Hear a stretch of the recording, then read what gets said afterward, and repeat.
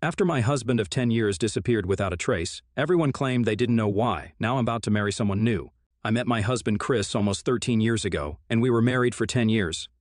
In the beginning, we were just friends since we were already in relationships with other people at that time. We kept in touch with each other over the years, and when I broke up with my boyfriend, Chris asked me out quite unexpectedly. Our first date went quite well, and we started seeing each other more frequently. Looking back, our relationship has always been very chaotic and unhealthy from the very beginning. You see, he cheated on me multiple times throughout our relationship. The first incident occurred within a month of us being together. He went away to a hiking camp with his friends, something he does every year. While he was there, he was on some dating site and talked with a much younger girl, where they exchanged inappropriate pictures with each other. I noticed a change in his behavior when he returned, so I asked him about it. He was evasive, so I decided to investigate. This is how I found out that he was cheating with this girl online and saw their messages. I confronted him immediately, and he told me how his friends introduced him to the dating site. He tried to justify it by saying it was just pictures, but I expressed that this was not acceptable to me. We had a conversation about our boundaries, and in the end, I decided not to blow it out of proportion since our relationship was just starting.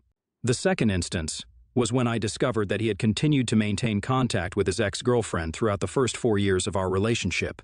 She would sometimes reach out to him every time she broke up with a new guy, and instead of blocking her or ignoring her, he would reply to her and try to pacify her. When I confronted him about it, he justified this by claiming he was just giving her harmless advice, so I should not be upset about that.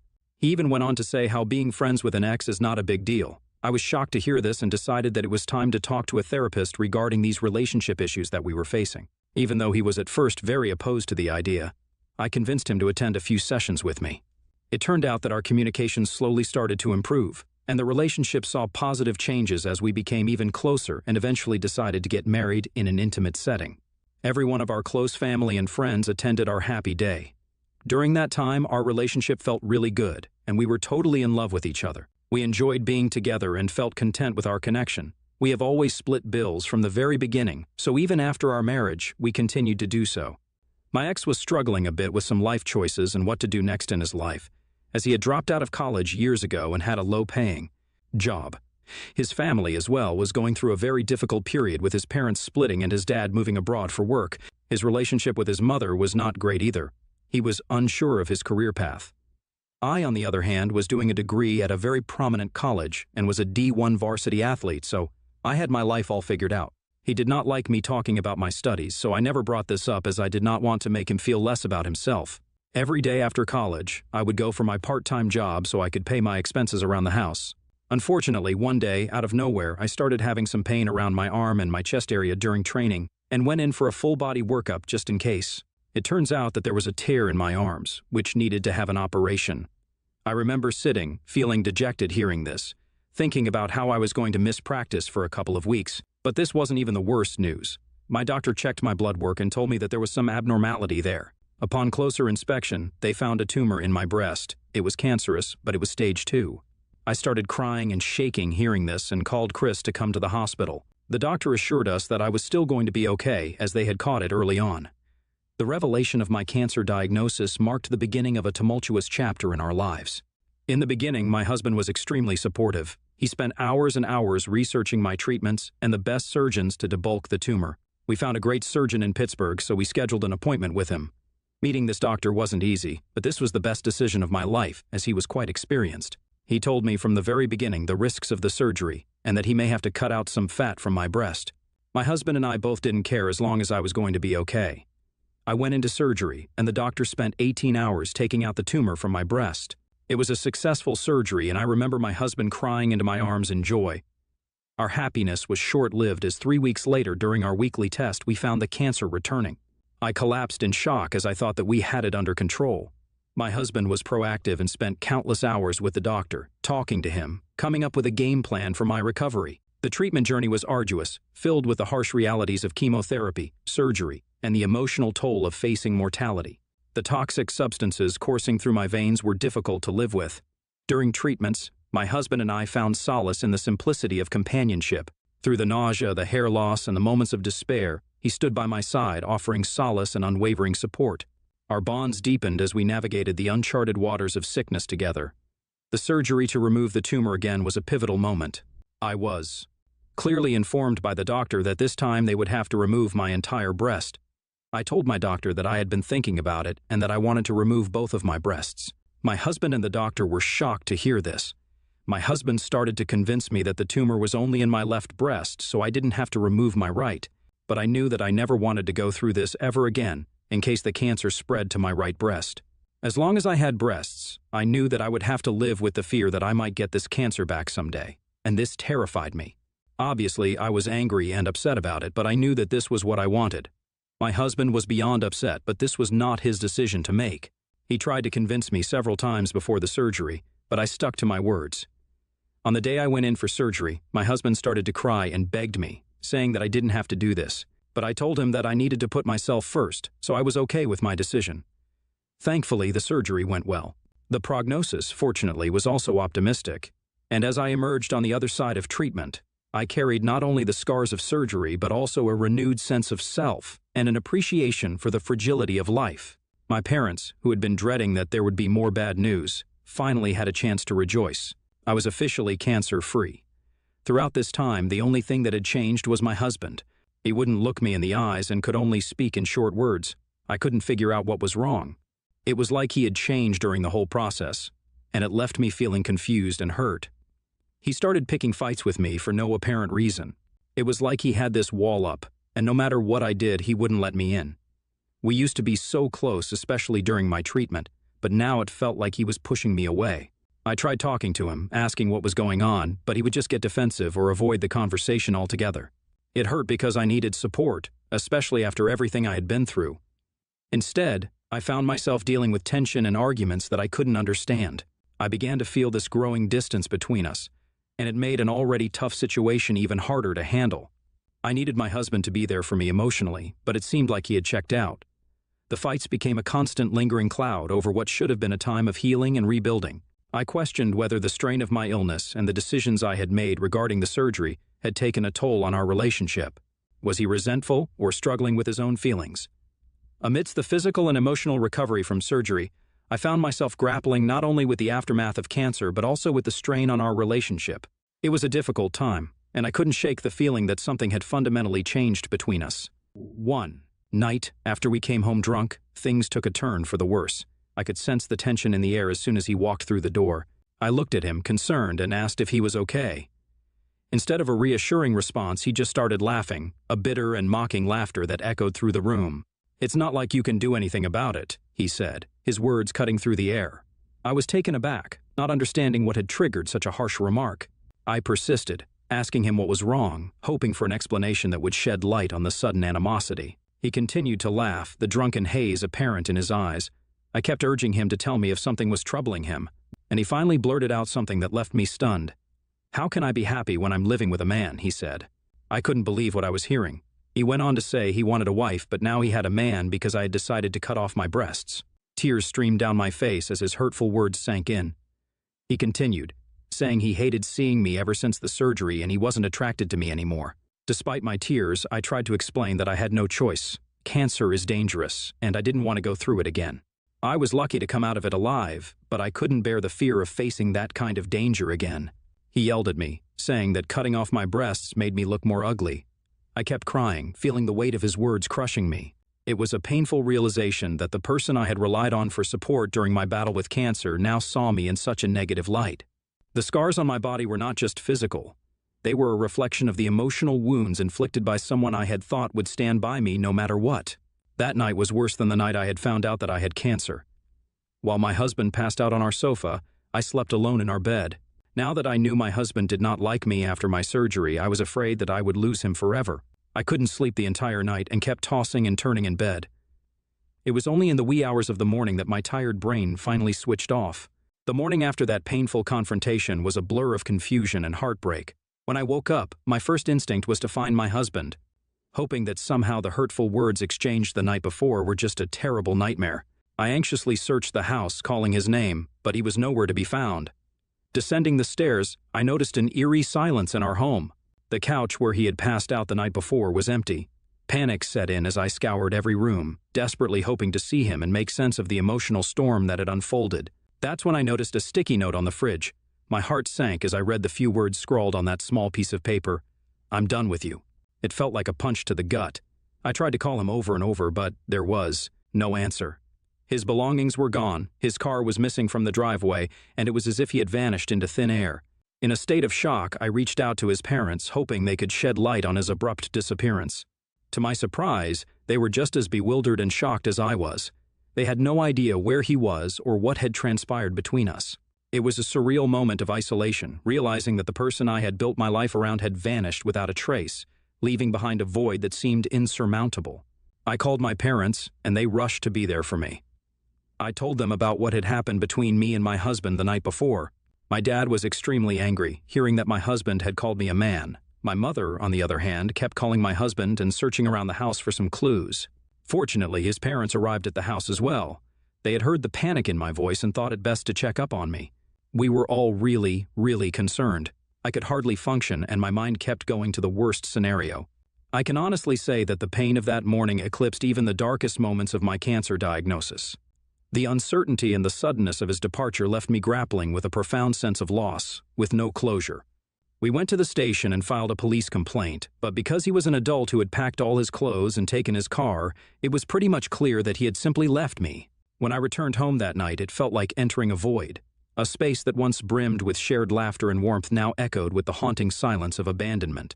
Days turned into nights, and I found myself crying for hours on end, hoping against hope that he would walk back through the door, ready to apologize or explain. The house, once filled with the hum of our shared life, now felt desolate. I clung to the belief that maybe this was just a terrible misunderstanding and he would return to make things right. I called his number incessantly, my heart sinking with each unanswered call. It was as if he had vanished from my life, leaving behind an aching void that no amount of tears could fill. My parents, sensing the depth of my despair, decided to stay with me for a couple of days. But it was really difficult for my dad to go to his workplace, as my house was pretty far from his site. Hence, I tried to stay strong in front of my parents so they wouldn't have to worry about me anymore, and they eventually went back to their place. I was once again all alone and wandered around the house, too sad to do anything else. The days that followed were marked by a mixture of confusion, grief, and a profound longing for answers that seemed to elude me. I couldn't believe that my husband of 10 years had vanished from my life without any explanation. Eventually, I decided that I had enough. As much as I was grieving, I wanted to get back into training and started doing online college classes so I could graduate. There was a lot of therapy, crying, and mental breakdowns, but I knew that I had to keep going forward. I was asked out by a couple of men and tried to go on a few dates, but I just couldn't get my husband out of my mind. Since then, I have graduated with 2 degrees and have secured a great job. I have healed a lot through therapy and worked hard on myself to become better and stronger. I met Paul while we were working. He was a client of mine and I was never looking to date him. But throughout the time we worked together, I could see that we both were attracted to each other. After our contract was done and he was no longer a client, Paul surprised me by asking me out. I was flattered and eventually tried to decline his invitation, saying that I wasn't looking to date anyone, but he insisted on us going out for coffee at least once. That one meeting with Paul turned out to be a turning point in my life. Over coffee, we talked about our pasts, our dreams, and the challenges we had faced. It was refreshing to be around someone who listened without judgment, and I felt a connection that I hadn't experienced in a long time. Slowly, Paul became a source of strength and support, helping me move beyond the pain of my past. We shared laughter, dreams, and hardships as our friendship blossomed into something more. I realized that there could potentially be a future with him. Paul's kindness, understanding, and genuine care helped me rebuild my trust in love. With his encouragement, I continued therapy, addressing the lingering scars and insecurities. It wasn't an easy journey, but his unwavering support made it less daunting. I realized that I was slowly but surely falling in love with him. When I first came to this conclusion, I remember feeling so guilty about it that I called up my mother and started to cry to her. My mother comforted me, assuring me that seeking happiness was not wrong, especially considering my husband had been absent for so many years without any contact. Taking my mother's advice to heart, I decided it was time to face the reality of my marriage. I reached out to my husband's family, who had always supported me and kept in touch with me. We had a tearful conversation where I explained my decision to divorce my missing husband. They understood that this step was necessary for my own well-being, as they had witnessed the painful journey I had endured. I met with a lawyer to navigate the legal process of divorcing someone who had been absent for so long. The lawyer explained the concept of a default divorce, a way to end a marriage when one party has essentially disappeared for years. It was a step closer towards closure, a necessary formality to officially and legally move on from this marriage. It took a bit of time, but eventually I was legally divorced from my husband. It was done and dusted, and I was confused about how I felt. On the one hand, I was legally single after so long, but on the other hand, I still felt guilty for divorcing my husband. Nevertheless, I decided to focus on my career and my relationship with Paul, who had been sweet and supportive to me throughout all this. Over the last 1.5 years, we have grown closer and closer. Paul is unlike anyone I have ever known. He makes me laugh in a way that reaches deep into my soul. His love is unabashed and genuine, and he never hesitates to show the world how much he cares for me. I have found an unfiltered happiness with him that has made me forget the pains of my past. My parents, who had been through the highs and lows with me, adore him as well. In Paul, I have discovered a partner who embraces me for who I am, scars and all. So when Paul decided to propose to me 3 months ago, I was over the moon with joy. It was a beautiful moment, one that felt like the perfect culmination of the love and support we had built together. As he got down on one knee, my heart raced with excitement, and the tears that welled up in my eyes were tears of happiness and gratitude. When I said yes, it felt like a declaration of not just love, but also of triumph over the challenges I had faced in the past. I couldn't wait to spend the rest of my life with Paul. With the engagement ring sparkling on my finger, I couldn't contain my excitement. I immediately called my parents to share the wonderful news. Their joy mirrored mine, and we celebrated the upcoming union with laughter and tears of happiness. Paul and I wasted no time in starting to plan our wedding, excited about the prospect of building a life together. The venue, the guest list, and the details of the ceremony became shared endeavors that strengthened our bond. Today is the day I'm about to get married to the man of my dreams. This is supposed to be a happy day. Here I am, sitting in the washroom and crying as I type this. You see, the morning started pretty much normal. I spent the night at my parents' place, as the bride and groom were not supposed to see each other before the wedding. Me, my mom, and the rest of the bridesmaid squad got ready at the house and drove to the venue. While I was busy with photo shoots with my bridesmaids, I watched my ex-husband's mom enter the venue. She looked around and spotted me. I gave her a polite smile, and she waved back. She then walked towards my mother and started whispering something to her. I watched both of them head to a corner, furiously whispering to each other. 10 minutes later, my mother approaches me in the middle of the photo shoot and tells me that she has something to tell me urgently. I looked at her, and I knew something was wrong. I excused myself in front of everyone with the pretense that I needed to go to my room and get a touch-up. My mother's face wore a solemn expression as she locked the door behind us. Immediately sensing something was amiss, I asked her if something had happened to Paul. My heart pounded with fear. She shook her head, and with a grave expression, she motioned for me to sit down. Taking a deep breath, I settled into a chair, my eyes fixed on my mother. I felt a knot of anxiety forming in my stomach as she began to speak. She told me that very morning, my ex-mother-in-law had received a call from my ex-husband, Chris. My eyes widened in shock as I struggled to comprehend the words she had uttered. My mother continued, saying that, apparently, Chris was alive and well, and he was currently living in Canada and had been concealing his whereabouts from everyone, including his parents. The revelation hit me like a physical blow. My mind had stopped functioning as I grappled with the shocking information. My mother told me that his parents were as blindsided as I was, having had no inkling of his relocation. Only his older sister had been privy to this secret, as he maintained a close relationship with her. The reason Chris reached out to his parents was because he had found out I was getting married and wanted to tell me the truth. He had apparently tried to call me several times, but my number had changed over the years. So then he tried to call my mother, who had left her phone back home. As a last attempt to reach me, he had called his parents and told them the truth. Understandably, his parents are furious at him for vanishing from everyone's lives without a trace or an explanation. His mother had begrudgingly approached my mother and told her the truth, for she felt I needed to know everything before getting married, just in case.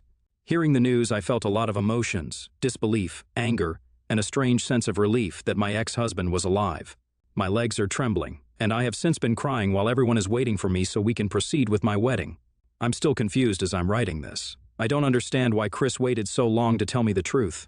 Why didn't he just divorce me and leave me like a normal person? All these questions are going on in my head when I should not even be thinking about my ex-husband on my wedding day. I would just like to know, am I the a-hole for getting married to another man and not having tried harder to find my ex-husband? Update 1. Thank you, everyone, for your hundreds and hundreds of comments. I guess pretty much everyone agrees that I'm not the a-hole here. Despite some of your speculations, I did go through with my marriage with Paul, obviously, as I was completely in love with him, and no one can stand in our way. Paul knows by now about Chris reaching out, and he is as perplexed as me. When I was writing this post last week, I was feeling a lot of emotions. Hence, in the heat of the moment, I was a bit confused and wanted to know if I did something wrong. I understand now, with a clearer mind after reading all your comments and talking to my family, that I don't have to spend another moment feeling guilty about Chris. I'm glad that I have moved on to a much healthier relationship with my now husband, Paul, and we are very happy. Update 2. It's been a month since my last update. I had not contacted Chris in any way, but out of nowhere, he ended up sending me an email talking about why he left and trying to justify himself. This is what he wrote. I want to start by saying that I owe you a sincere apology for disappearing from your life without any explanation or closure.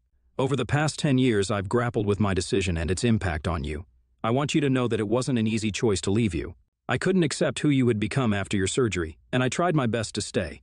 I never meant to hurt you, and I've since regretted my decision, but I was too embarrassed to come back and beg for forgiveness. I sincerely hope that life has treated you well in all these years. You deserve nothing but happiness, and I hope that you found it, especially in your second marriage. I understand if you harbor resentment or anger towards me. I would love the opportunity to talk further to provide the closure you rightfully deserve. Please feel free to respond when you're ready. I'm here and willing to listen. Wishing you peace and happiness. Chris. When I received Chris's email, a mix of emotions washed over me. I felt a sense of disbelief and anger at his audacity to reach out after so many years. Uncertain about how to process this unexpected communication, I decided to share it with Paul. We read the email together, acknowledging that it was extremely odd for Chris to write this email to me. Even though I have chosen to not engage with him, we both agreed that engaging with Chris would not serve any positive purpose in my life. So I did not reply back and simply blocked his email address. I have also talked to my parents about it, and they understand my stance with this decision. I have found a renewed sense of closure from my past. Update 3. It's been 5 months since my last update, and life has been on a positive trajectory. Since blocking Chris, there's been no attempt at contact, allowing me to focus on the wonderful developments in my life. Recently, I discovered that I'm pregnant, and I couldn't be happier to share this joyful news. I can't wait to be a mother and meet my baby soon. The anticipation of this moment has been a long time coming, and Paul shares in the excitement. I wanted to share this happy update with everyone in case any of you were still looking for an update. The unexpected joy found in Paul's company has shown me that life has a way of surprising us with new beginnings, even when we least expect it. Everyone deserves to find this kind of happiness one day.